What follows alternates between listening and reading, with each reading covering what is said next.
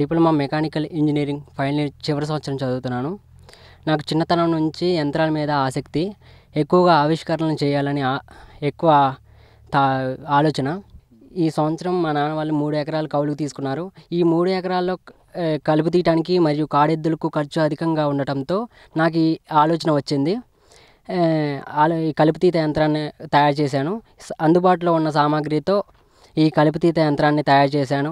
ముందుగా ఒక బైక్ని పూర్తిగా మాడిఫికేషన్ చేసి మెకానిజంతో ఐరన్ చక్రాలు బిగించాను.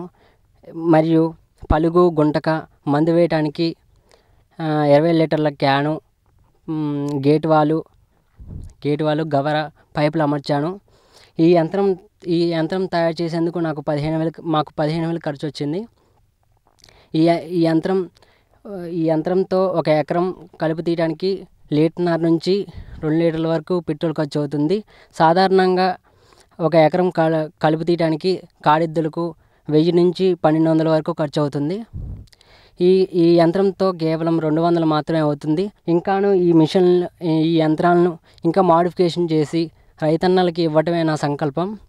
ఈ యంత్రాలే కాకుండా, కలుపు తీసే యంత్రాలు కాకుండా మరి అగ్రికల్చర్కి సంబంధించిన మిషన్స్ అన్నీ అందుబాటులో తెస్తాను.